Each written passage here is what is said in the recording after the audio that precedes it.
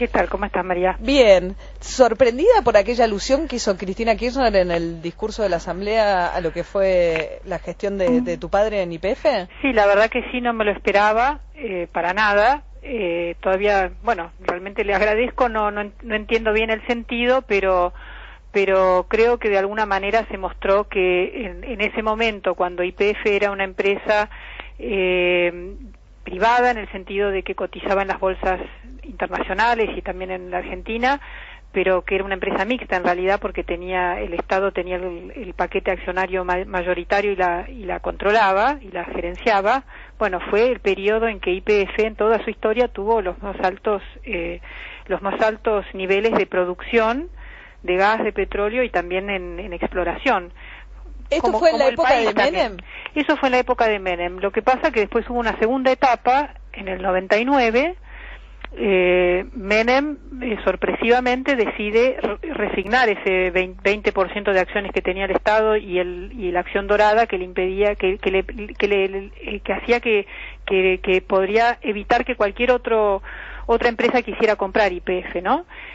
Lo que hizo Menem fue venderle a Repsol el 20% de las acciones y permitir que comprara, que ofertara por el 100% de la compañía, y así se extranjerizó YPF, se desnacionalizó, y eso también abrió las puertas para que otras empresas argentinas, la segunda más importante era Pérez Compán, que se vendió a Petrobras, fue la extranjerización de todo el petróleo, de gran parte del petróleo argentino.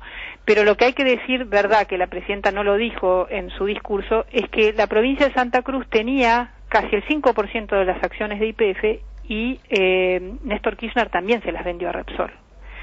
Esos son los famosos 650 millones de dólares que después, a través de el Banco de Santa Cruz de Eskenazi, terminan en una cuenta personal de Néstor Kirchner en Suiza, del Credit Suisse, y que, o sea que Eskenazi, Repsol, Néstor Kirchner y Daniel Cameron, el actual secretario de Energía, se conocen muy bien desde entonces, porque Cameron era el representante de los EFI en YPF durante todos los 90. ¿Qué son los EFI?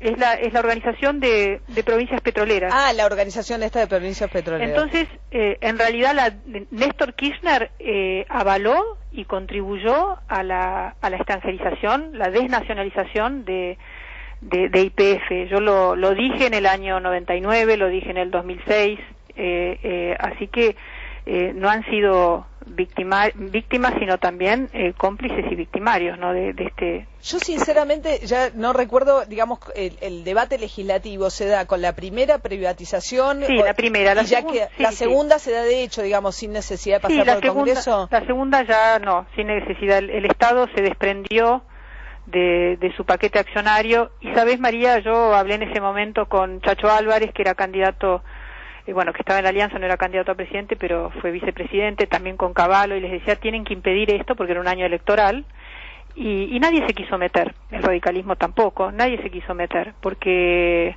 qué sé yo, porque a veces los argentinos, cuando pasan las cosas más graves, ¿no? Porque lo que la presidenta reivindicó es que entre el año 90 y el 99 YPF había tenido su mayor producción. Como accionista del Estado había tenido dividendos muy importantes y además impuestos, había regalías, etcétera, o sea que había sido un buen periodo para el país. Ajá. María Eugenia, espero que no sea una pregunta desubicada, pero tu papá fallece en un accidente. Sí. Y en algún momento algo se dijo que podía tener que ver con YPF. ¿Ustedes, digamos, tienen algún tipo de sospecha o para vos es un hecho absolutamente vinculado a un desgraciado accidente? Mira, él viajaba en un avión con el presidente de ENAP, la petrolera chilena, y otras personas, y estaban aterrizando en Ecuador, en Quito, donde mi padre iba a comprar una empresa, YPF iba a comprar Maxus, una empresa multinacional, que fue la manera en que después la operación se realizó, y así fue como YPF se convirtió en una multinacional argentina, pero que tuvo yacimientos en el Golfo de México, en Ecuador, en Perú, en Brasil, también en Indonesia, en Rusia, a través de Maxus. Y sí fue, yo inicialmente pensé que era un accidente, María, pero después lo que pasó es que en la calle me empezó a parar la gente y me decían a su papá lo mataron, o me ha pasado en el aeropuerto de Salta, a su papá lo mataron, como no sé qué empresa italiana, ¿no? Que parece que había ido una película y un caso famoso. Y así me empezó a decir mucha gente que me ha parado hasta en el extranjero para decirme a su padre lo mataron.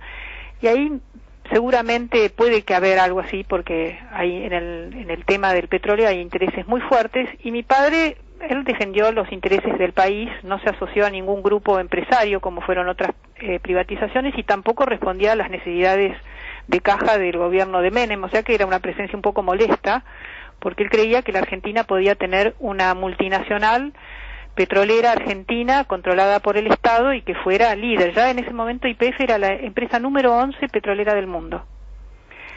Hoy no es así. Por ejemplo, Petrobras hasta el 99 era una empresa más chica que YPF. Y hoy, o similar, pero para un país mucho más grande, ¿no? Y hoy es 20 veces más grande. María Eugenia, digo, vos fuiste muchísimos años periodista, de hecho nos conocemos hace muchos años, pues mi primer trabajo tuvo que ver con cuando vos eras corresponsal acá de la revista Newsweek hace ya más de 20 años, pero... Time, ahí. Pero, ¿no te saltaron estas ganas de investigar? Me imagino que digamos, ahí el instinto periodístico, sobre todo cuando es la propia historia familiar, te paran por la calle, ¿no te dieron ganas de indagar un poco más? ¿Sabés qué? La verdad que fue tan doloroso el accidente que escarbar, la verdad que no. ¿Y sabes por qué? También porque me parece que a mí la muerte de mi padre obviamente me duele, pero me puedo sobreponer. Lo que más me ha dolido es que haya sido tan en vano, que hoy estemos mucho peor. Entonces, la verdad que ir a hurgar para ver, no sé, la verdad que no, porque creo que sería muy doloroso. Puede que más adelante, pero ahora me parece muy doloroso. Lo que me parece más terrible es un país que viste, que siempre pierde el rumbo, que no se da cuenta cuando está haciendo cosas bien y que cuando las hace muy mal, como en esta década, que ha sido la peor década en términos de petróleo. Nunca, para que tengan una idea, hemos perdido el 55% de las reservas de gas y el 22% de las de petróleo. Ahora, ¿qué se hace en esta década? Cuando en el mundo y en toda la región ha habido un boom. Entonces, y esto en plena argentinización y un montón de cosas que nos han mentido, y esto va a tener un costo altísimo, porque las importaciones de combustibles han aumentado 20 veces desde el 2003 y ahora es una cuenta que el gobierno no puede pagar. Exacto. Y todo esto hemos estado hablando del gasoducto bolivariano. Después hablamos de la importancia de la argentinización, que entró Eskenazi, el que se llevó la plata de Santa Cruz a Suiza, que decíamos recién, entró de socio en YPF sin experiencia petrolera y sin poner plata. No, en eso es, siempre le recuerdan a Antonio Brufau la frase en la que él contó que su nuevo socio era un experto en mercados regulados, que era un eufemismo. Para decir el íntimo amigo de Néstor Kirchner, o el socio. Entonces, ahora, ¿qué se hace, María Eugenia? Porque la cuestión es la siguiente, porque uno escucha por ahí a ex ministros de Energía el otro día, decir, bueno, está bien, está aprobado, o que, digamos, si uno observa la producción, si hay incumplimientos por parte de YPF, lo que el contrato indica es que hay que quitarle las concesiones. ¿Ustedes apoyan ese camino? ¿Qué se hace ahora con YPF? Lo que pasa es que, ¿por qué estamos centralizando el tema en YPF? Porque la mayoría de las concesiones y de las empresas, lo que se desbarrancó es la producción de petróleo y de gas nacional, de todo el sector. El gobierno quiere esconder, centralizando en YPF, un problema que es generalizado.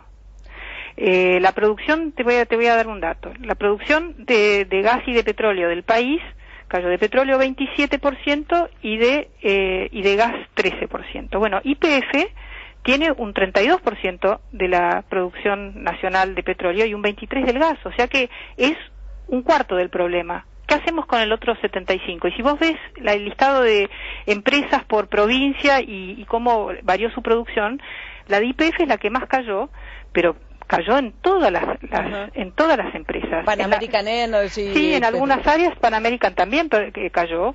Hay unas que están mejor y otras que están peor. Hay una que es peor que YPF, que es Chevron, pero lo de YPF, su caída brutal, así, su desmoronamiento, tiene que ver con la argentinización. Si hubo un contrato de accionistas entre el grupo Eskenazi y Repsol, que fue diseñado por Néstor Kirchner, refrendado por todos los entes de control y por el director estatal en YPF, Barata, que estipula que tienen la obligación de repartir el 90% de las ganancias todos los años, del 2008 hasta ahora, no nos sorprendamos que le cayó la producción, porque claro, porque además era el mecanismo por el cual podía entrar el grupo Eskenazi sin tener dinero, porque claro, financiaban la compra con el reparto de ganancias, digamos, entonces, ese era el mecanismo. Claro, entonces ahora los gobernadores que también avalaron esto, porque los gobernadores lo sabían, que renovaron las concesiones en estos años, ¿sí?, sin auditar a los concesionarios, pero además, ¿por qué vamos a focalizar solamente en YPF cuando hay un problema general? El problema prioritario es qué pasa con la política energética del país, que la producción de gas y petróleo se desmoronó, que representa el 90% de la matriz energética.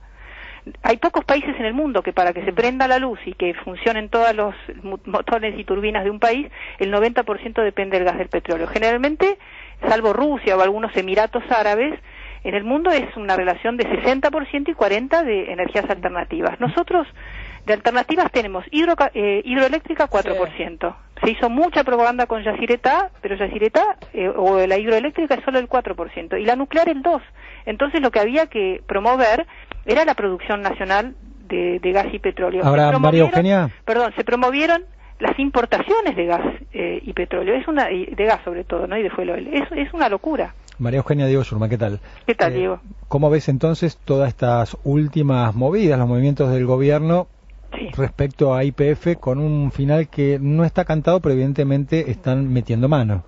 Mira, a mí me parece que primero el ministro De Vido, el secretario Cameron y los directores estatales en YPF tienen que venir a explicar por qué ha habido este colapso de la política energética. Y tenemos que ver que además la presidenta tome la decisión de hacerlos renunciar, porque obviamente si están ellos tienen que modificar la situación que generaron, me parece que estamos mal.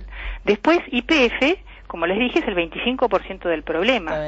Entonces, con YPF es como decir, bueno, ¿qué vamos a hacer con YPF? Es un detalle de un panorama mucho más grave y mucho mayor. Entonces, para mí, la estatización de YPF, ahora que es una vaca ordeñada que no le quedó nada y que hay que invertir, es una decisión equivocada en este momento. Puede que más adelante no. Ahora hay que obligar a todas las empresas a invertir, porque tenemos que recuperar el autoabastecimiento lo antes posible. María Eugenia Estensoro, senadora nacional por la Coalición Cívica, muchísimas gracias por atendernos.